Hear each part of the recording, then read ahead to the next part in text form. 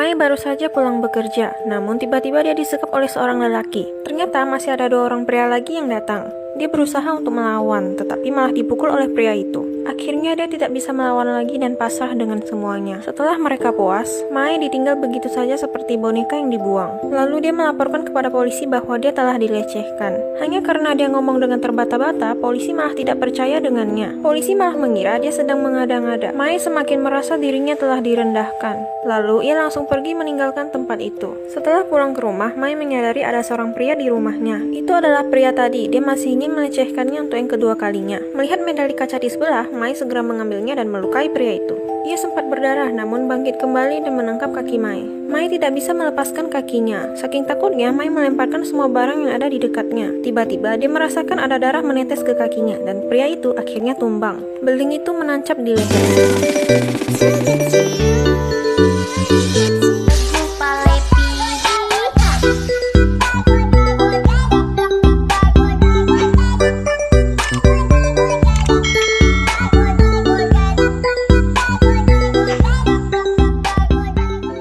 Sebentar lagi akan meninggal. Di saat dia bingung apa yang harus dilakukan, tiba-tiba bel berbunyi. Ternyata adalah seorang polisi wanita. Dia telah mendengar kasus yang dialami Mai. Sebagai sesama wanita, dia berniat untuk membantunya. Tetapi di dalam sana ada mayat si penjahat itu. Mai tidak mungkin membiarkannya masuk, akhirnya menolak kedatangan polisi itu. Keesokan harinya, polisi itu datang lagi dan menasihati Mai bahwa dia harus lebih berani. Kemudian Mai bertanya, apakah membunuh sang penjahat juga termasuk dalam bentuk pembelaan diri? Hukum di Korea menetapkan bahwa pembelaan diri dilakukan dengan cara tidak membunuh, tapi kenyataannya Mai telah membunuhnya. Dia membawa sebuah gergaji untuk meletakkan mayat itu ke dalam kulkas. Karena kulkasnya penuh, jadi potongan tangan ini selalu keluar. Sahabat Mai pergi ke rumahnya. Karena hari ini dia minum terlalu banyak, jadi dia berniat untuk tinggal di rumah Mai untuk 1 hari. Mai sudah menolaknya, tetapi dia masih ingin tetap masuk.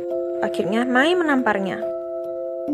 Dengan segera Mai mengambil tangan itu dan ingin membuangnya. Apakah semua polisi di Korea seperti ini? Jelas-jelas seorang perempuan datang melaporkan bahwa dia telah dilecehkan. Hanya karena dia berbicara dengan terbata-bata, polisi malah menganggapnya berbohong. Padahal Mai memiliki bukti yang jelas dengan membawa rambut si pelaku. Lalu polisi ini malah merendahkannya dengan berkata seharusnya celana jeans tidak mudah dilepaskan. Tidak hanya itu, polisi ini kembali mencari Mai ke rumahnya untuk meminjam uang karena dia memiliki utang. Tetangga Mai malah mengira dia adalah pacarnya dan polisi ini bingung. Ternyata saat dilecehkan kemarin, tetangganya ini pergi menguping di pintunya dan mengira Mai membawa pulang pacarnya. Setelah dilecehkan masih bisa bawa pulang pacar? Tidak sengaja dia bertemu dengan Mai di jalan, kemudian mengatakan dia akan membantunya, tapi dengan syarat Mai harus memberinya $5.000. Tapi Mai tidak memperdulikannya, dia ingin segera membuang potongan tangan ini. Polisi ini menariknya hingga tas Mai terjatuh. Setelah dilihat isinya, ternyata ada potongan tangan di dalamnya.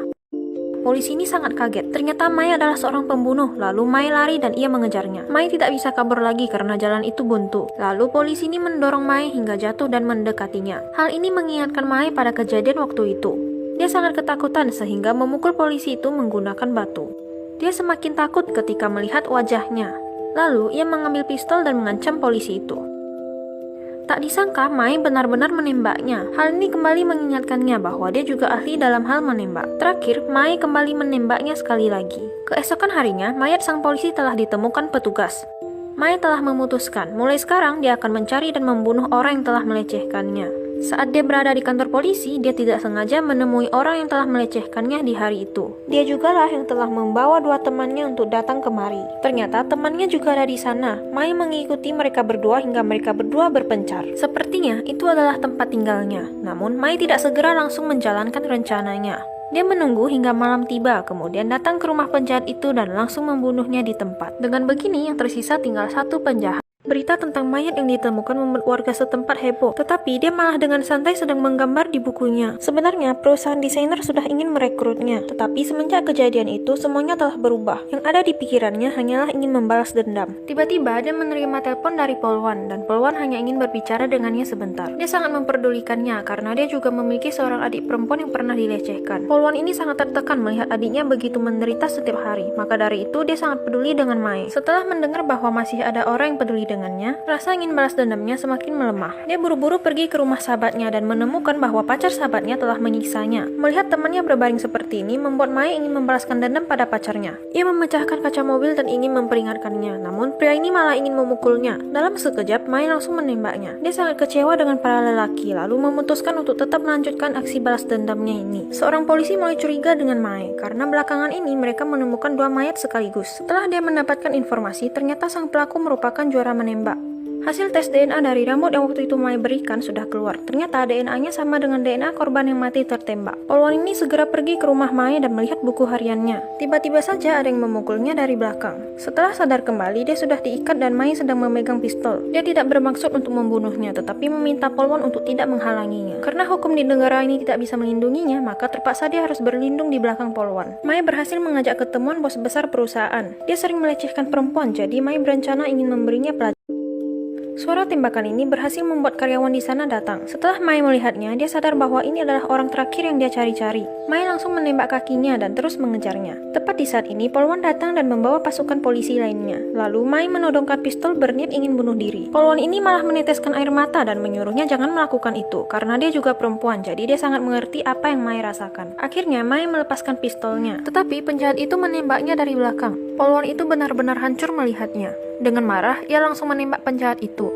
Setelah itu, Mai tidak pernah sadar kembali. Dokter mengatakan bahwa ia mengalami koma. Mai juga pernah menandatangani buku donasi. Dia bersedia menyumbangkan organnya bagi mereka yang membutuhkan. Ironisnya, hati Mai cocok dengan penjahat itu. Polwan yang mendengar hal itu sungguh tidak ikhlas. Apakah penjahat ini tetap akan terlahir kembali menjadi sampah di kehidupan selanjutnya? Terpaksa, Polwan itu melepas oksigen Mai dan membiarkannya meninggal. Bahkan jika ia didakwa atas kasus pembunuhan, ia rela. Setidaknya, Mai pernah berjuang